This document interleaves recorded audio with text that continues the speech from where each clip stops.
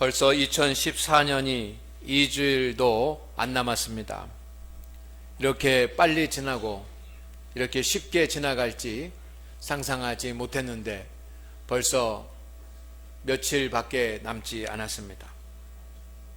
성도 여러분, 한 해를 시작하면서 우리 모두는 다 계획과 소망을 가지고 한 해를 시작을 했습니다. 여러분의 그 계획과 소망은 무엇이었습니까? 그리고 1년이 지나가는 이 계절에 여러분의 소망과 계획은 얼마만큼 이루어지셨습니까?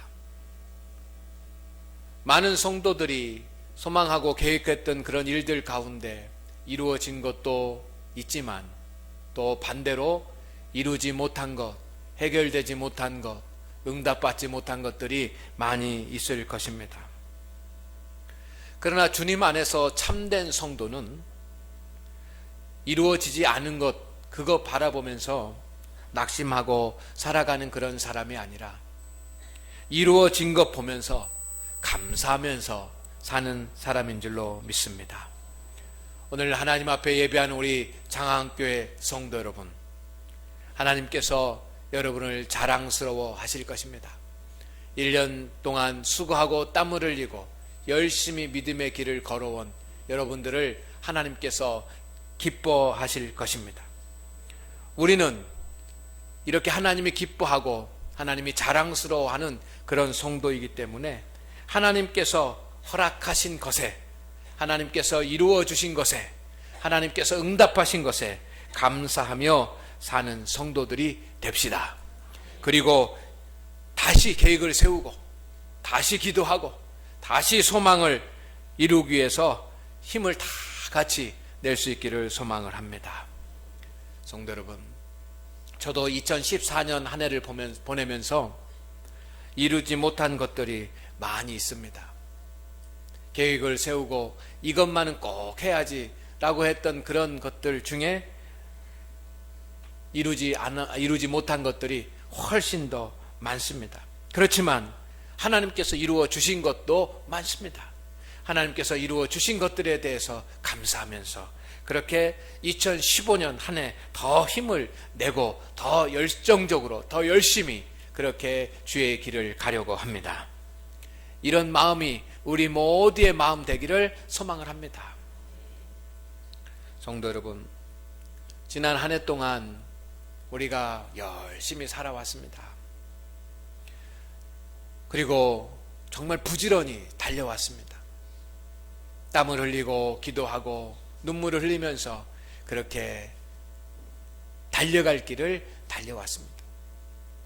그런데 지난 한 해 동안 우리 성도들의 삶을 되돌아보면 몸이 아파가지고 병원에 입원하고 수술한 분들도 많이 계셨습니다. 몸이 연약해진 그런 성도들이 많이 계셨습니다. 참으로 안타까운 일이 아닐 수 없습니다. 그런가 하면 자녀들을 위해서 기도하고 또 자녀들을 위해서 헌신하고 자녀들을 위해서 모든 것을 다 이렇게 들여가며 양육을 했는데 자녀들이 직장이나 또 사업이나 또 학업이나 이런 모든 것들이 부모의 그런 계획대로 또 부모의 뜻대로 다 이루어지지 못한 그 성도들도 있습니다. 그런가 하면 물질적으로 고난을 당하고 물질적으로 곤란을 당한 많은 성도들이 있습니다. 한 해 동안 우리 가정은 온 가족이 하나님 앞에 구원받는 그런 믿음의 가정이 되어야 되겠다라고 생각하고 가정 구원을 위해서 기도한 성도들이 있는데 이루어지지 않는 성도들이 있습니다. 또 자녀들을 결혼시켜야 되겠다라고 하는 그런 그 소망을 가지고 하나님 앞에 기도했는데 또 그것이 응답받지 못한 그런 성도들의 가정도 있습니다. 세상 일에 지치고 피곤한 그런 많은 성도들이 있다는 것을 저는 잘 알고 있습니다. 가정의 육적인 영적인 문제로 어려움을 겪고 있는 성도들이 있는 것을 알고 있습니다. 성도 여러분, 혹시 여러분 가운데 제가 말씀드린 그런 몇 가지의 사항에 하나라도 해당이 된다고 한다면 여러분 힘을 내십시오. 더 힘을 내시기를 바랍니다. 더 힘을 냅시다. 하나님께서 우리 가운데 선한 일을 이루실 줄로 믿습니다. 저는 오늘 그것을 여러분에게 전해드리고 싶습니다. 목사님, 뭐 힘을 낸다고 다 됩니까? 힘을 낸다고 뭐가 달라집니까? 라고 하실 성도님들이 계실지 모르겠습니다. 그러나 성도 여러분, 우리가 힘을 내면 됩니다. 왜냐하면 성탄의 주님이 우리와 함께하고 계시기 때문입니다. 성탄의 주님이 저와 여러분과 함께하고 계시기 때문에 우리의 삶은 평안해질 것이고 우리의 삶은 안정될 것이고 우리의 삶은 행복해질 수 있습니다. 그런 소망을 가지고 우리가 힘을 냅시다. 요셉이 잠들었을 때에 주의 사자가 나타났습니다. 그리고 마리아에게서 성령으로 한 아이가 태어날 것을 선포를 합니다. 그러면서 그 아이의 이름을 임마누엘이라고 주의 사자가 알려줍니다. 그러면서 그 임마누엘의 뜻까지 다 해석을 해줍니다. 그 임마누엘의 뜻은 하나님이 우리와 함께 계시다. 우리 다 같이 해보겠습니다. 하나님이 우리와 함께 계시다. 이것이 임마누엘이라고 하는 뜻이고 예수님의 다른 이름입니다. 예수님의 이름은 임마누엘입니다. 예수님의 이름은 하나님이 우리와 함께 계시다입니다. 성도 여러분, 우리는 날마다 예수님의 이름을 부릅니다. 예수님, 주님 하고 주님의 이름을 부릅니다. 내가 기도할 때든지, 내가 말씀을 읽을 때든지, 내가 또 찬양을 드릴 때든지, 내가 어디 길을 갈 때든지 우리는 주님, 주여, 예수님 하면서 주의 이름을 부릅니다. 그런데 그 주님의 이름이 무엇입니까? 하나님이 우리와 함께 계시다 라고 한다면 우리는 예수님의 이름을 부를 때마다, 예수님의 이름을 부르는 순간마다 하나님이 우리와 함께 계시다 라고 하는 것을 고백하는 것입니다. 아멘. 우리는 매 순간마다 예수님의 이름 임마누엘 그 뜻을 하나님이 그렇게 만들어 놓으시고 우리가 주의 이름을 부를 때마다, 주님을 찾을 때마다 하나님이 우리와 함께 계시다, 하나님이 우리와 함께 계시다, 하나님이 우리와 함께 계시다, 하나님이 우리와 함께 계시다 라고 고백하게 만듭니다. 하나님은 사랑하는 자들을 위해서 직접 세상에 오셔서 육신의 몸을 입고 3년 동안 우리와 함께 하셨습니다. 그런가 하면 지금은 영으로 우리와 함께 하고 계신 줄로 믿습니다. 성도는 매일매일 하나님이 우리와 함께 하고 계시다라고 하는 것을 고백하는 사람들이 성도들입니다. 하나님이 그것을 원하십니다. 우리 믿음의 사람들이 날마다 하나님이 우리와 함께 계시다, 하나님이 우리와 함께 계시다, 하나님이 우리와 함께 계시다 라고 고백하기를 하나님이 원하시고 계시는 겁니다. 이스라엘 백성들이 출애굽을 했습니다. 애굽에서 종살이를 하다가 홍해를 건너서 광야를 지나가게 됩니다. 여러분, 광야를 지날 때 이 이스라엘 백성들은 두려움과 걱정과 또 피곤함과 지친 그러한 마음과 육신을 가지고 있었습니다. 광야의 생활이 얼마나 피곤하고 지칩니까? 그들은 육신은 병약했고 가난한, 가진 것이 없는 그런 사람들이었습니다. 그렇게 40년 동안 광야를 방황하게 되는데 하나님께서는 불기둥과 구름기둥을 그들 앞에 세우신 줄로 믿습니다. 하나님은 그들 앞에 불기둥과 구름기둥을 세우셨습니다. 이스라엘 백성들이 그 불기둥을 바라보고 그 구름기둥을 바라봅니다. 그때마다 이스라엘 백성들이 마음 가운데 생각하고 그들이 마음 가운데 고백하고 그들의 마음 가운데 인정하는 것은 하나님이 우리와 함께 계시다. 하나님이 우리와 함께 계시다. 하나님이 우리와 함께 계시다라고 하는 것입니다. 하나님은 이스라엘 백성들이 하나님이 우리와 함께 계시다라고 하는 사실을 마음 가운데 새기고 각인시키기 위해서 불기둥과 구름기둥을 그들 앞에 세워서 그들을 인도하면서 가신 줄로 믿습니다. 성도 여러분, 하나님과 함께 하시는 것을 우리 모든 성도들이 알기를 원하십니다. 하나님께서 저와 여러분과 함께 하고 계신 것을 잊지 않게 하기 위해서 하나님은 우리를 말씀으로 깨닫게 하십니다. 그런가 하면 기도할 때 기도가 응답되게 하십니다. 그런가 하면 목회자를 통해서 돌봄을 받게 합니다. 그런가 하면 하나님께서 함께하고 계시다라고 하는 그런 사인을 우리에게 분명히 날마다 사람마다 보여주십니다. 오늘 하나님 앞에 예배하고 돌아가는 우리 성도들의 마음 가운데, 그래, 지금 하나님께서 나와 함께하고 계시다라고 하는 그런 믿음이 다시 회복되고 다시 심령이 뜨거워지기를 주의 이름으로 축원을 드립니다. 하나님께서 함께 하실 때, 예수님께서 함께 하실 때 어떤 일이 일어났습니까? 예수님께서 3년 동안 이 땅에 오셔서 공생의 사역을 하셨던 것을 보면 예수님이 함께 하시면 어떤 일들이 일어나는지를 우리는 상상할 수 있습니다. 예수님께서 함께 하실 때 각색 병이 떠나가고 귀신 들린 자도 치유함 받는 치유가 일어났습니다. 평생 동안 고침을 받지 못하고 평생 동안 질병을 간직하고 그렇게 살았지만 예수님이 함께 하실 때 그의 육신의 질병이 떠나간 줄로 믿습니다. 예수님께서 함께 하실 때 혼인잔치가 엉망으로 될 뻔했는데 혼인잔치가 끝까지 잘 끝났습니다. 예수님께서 함께 하실 때 먹고 마시는 문제가 해결이 되었습니다. 예수님께서 함께 하실 때 바다의 풍랑도 잠잠해졌습니다. 예수님께서 함께 하실 때 삭개오와 같은 그 정말 악한 그런 사람도 회개하고 변화되는 역사가 일어났습니다. 예수님께서 함께 하실 때 영혼이 구원받는 역사가 일어났습니다.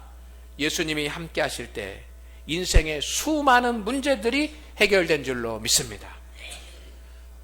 예수님께서 오셨을 때 그때 그 사람들의 인생의 문제, 삶의 문제는 바로 오늘 이 시대를 살아가는 저와 여러분의 삶의 문제가 되는 것.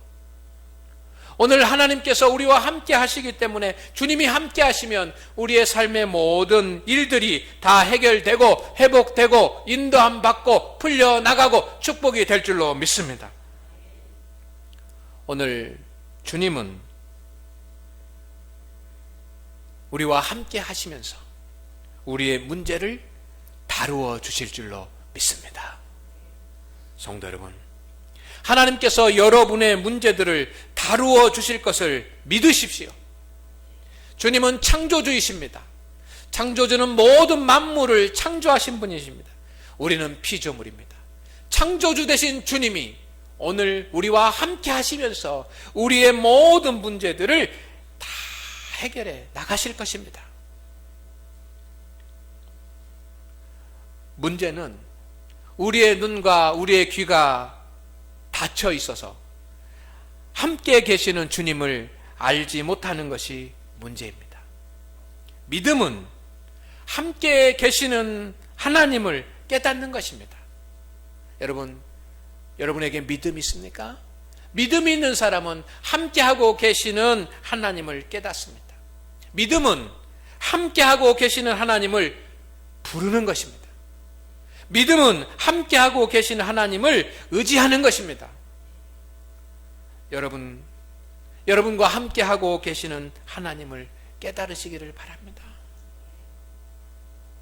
여러분과 함께하고 계시는 하나님의 이름을 부르시기를 바랍니다. 여러분과 함께하고 계시는 하나님을 의지하십시오. 주님이 함께하고 계시고 주님이 우리와 동행하고 계시는데 언제까지 주님이 우리와 함께하고 계시다는 사실을 깨닫지 못하고 주님을 의지하지 못하고 주님의 이름을 부르지 않고 그렇게 살아가겠습니까? 주님은 성탄의 주님으로 우리 가운데 오셨습니다. 그의 이름을 부르는 자는 구원을 얻고 그의 이름을 부르는 자는 문제를 해결함 받도록 하나님이 역사하여 주실 줄로 믿습니다. 몇 년 전에 제가 밤에 차를 몰고 어디를 이렇게 가다가 차에 그 바퀴가 펑크가 났습니다. 초행길이었고 인적이 없는 그런 길이었습니다. 불빛도 하나도 없고 집도 없고 이렇게 그 산길을 제가 이렇게 갔습니다. 거기가 어디냐고 묻는다면 여기가 어디라고 얘기할 수 없었습니다. 거기가 어떤 동네인지 알지 못했습니다. 차에는 예비 타이어도 없었습니다. 차에 예비 타이어도 없고 주소도 모르고 인적도 없고 초행길이고 깜깜하고 하는데 차가 바퀴가 펑크가 났습니다. 어떻게 해야 됩니까? 제가 할 수 있는 일이 무엇입니까? 제가 과연 어떻게 해야 이 깜깜한 아무도 없는 그런 곳에서 이 바퀴 예비 타이어도 없는데 제가 집으로 돌아올 수 있습니까? 정말 참담하고 그 앞이 캄캄한 그런 일이 일어났습니다. 그렇지만 10분 만에 모든 문제가 해결이 됐습니다. 아멘. 어떻게 했겠습니까? 제일 먼저 제가 해야 될 일이 무엇입니까? 크게 얘기하셔도 됩니다. 맞습니다. 보험회사에다가 전화를 거는 일입니다. 제가 한 일은 보험회사에다가 전화를 걸었습니다. 이서의 8936입니다 라고 했더니 탁 알아봅니다. 그러면서 거기가 어딥니까? 라고 얘기를 합니다. 거기가 어딥니까? 예, 잘 모르겠습니다. 제가 차가 펑크가 났는데 거기가 어딥니까? 묻습니다. 잘 모르겠습니다. 그랬더니 그 보험회사에서 그렇다고 한다면 고객님 위치 추적을 하도록 허락해 주시겠습니까? 그랬더니 핸드폰을 가지고 이 보험회사에서 위치 추적을 딱 하는 거예요. 그래서 제가 어디라고 말하지 않아도 그곳에 제가 펑크나 가지고 그렇게 떨면서 있다라고 하는 사실을 그 사람들이 아는 겁니다. 그리고 저는 기다리기만 했습니다. 그랬더니 7분 만에 차가 탁 오더라고요. 견인차가 오고 3분 만에 자동차 펑크난 곳에 타이어를 수리해서 펑크를 탁 수리하더라고요. 성도 여러분, 우리는 다 보험에 들어 있습니다. 우리 믿음의 사람들은 십자가 보험에 다 들은 줄로 믿습니다. 우리 믿음의 사람은 하나님 나라 보험에 들어 있습니다. 내 삶에 위기가 오고 내 삶에 문제가 생기고 내 삶에 어려움이 오면 우리는 문제 발생 시에 어떻게 해야 됩니까? 우왕좌왕하고 어떻게 해야 되지 하면서 날 셀 때까지 기다릴 필요가 없습니다. 우리는 그 즉시 보험회사의 주인이신 그분에게 전화를 걸면 됩니다. 그것은 기도하는 일입니다. 하나님 앞에 기도하는 일. 그리고 위치 추적을 허락하면 됩니다. 위치 추적을 허락한다라고 하는 것은 무엇입니까? 나의 약점이 뭐고 나의 허물이 뭐고 나의 문제가 뭔지 주님 살펴주시옵소서. 주님 앞에 모든 것을 맡기고 의탁합니다. 주님 앞에 의탁합니다. 그리고 기다리면 우리와 함께 하고 계시는 하나님이 여러분의 문제들을 해결하시고 인도하시고 도와주시고 회복하실 줄로 믿습니다. 우리와 함께 계신 하나님이 여러분을 다루실 것입니다. 여러분의 자녀들을 다루실 것입니다. 여러분의 가족들을 다루실 것입니다. 그리고 회복하실 것입니다. 그리고 해결하실 줄로 믿습니다. 저는 목회를 하면서 항상 원칙으로 삼는 것은 뭐냐면 인간적인 방법으로 해결하지 않으려고 그렇게 노력을 합니다. 사람의 수단과 사람의 방법으로 그렇게 해결하지 않으려고 그렇게 기도합니다. 저도 그렇고 사모도 그렇고 인간적인 방법으로 문제를 해결하지 않게 하시고 인간적인 방법으로 십자가를 해결하지 않게 하시고 하나님의 방법으로 해결하게 하옵소서 라고 그렇게 기도하고 그렇게 하려고 노력합니다. 왜냐하면 하나님이 함께하고 계시기 때문입니다. 무슨 일이 생기면 기도하고 하나님 앞에 맡기면 하나님께서 해결해 주십니다. 100% 해결해 주셨습니다. 그렇기 때문에 앞으로도 문제가 생기면 기도할 것이고 그리고 하나님 앞에 맡길 것이고 기다릴 것입니다. 그러면 하나님이 해결하실 것입니다. 성도 여러분, 오늘 우리와 함께하고 계시는 하나님, 여러분과 함께하고 계시는 하나님, 그 하나님이 성탄의 주인공으로 여러분을 위해서 오셨습니다. 그분에게 기도하십시오. 그분에게 의탁하십시오. 그리고 기다리십시오. 주님이 여러분의 인생을, 여러분의 삶을, 여러분의 자녀들을 다루실 것입니다. 그것을 생각하면 얼마나 벅차고 얼마나 감격스럽고 얼마나 감동이 됩니까? 가장 불행한 사람은 하나님이 우리와 함께하고 계시는데 그것을 알지 못하고 내 힘으로 살아가려고 하는 사람들입니다. 그런 믿음 안에 가난한 자가 아니라 하나님의 능력으로 살아가는 복된 성도들 되시기를 주의 이름으로 축원을 드립니다.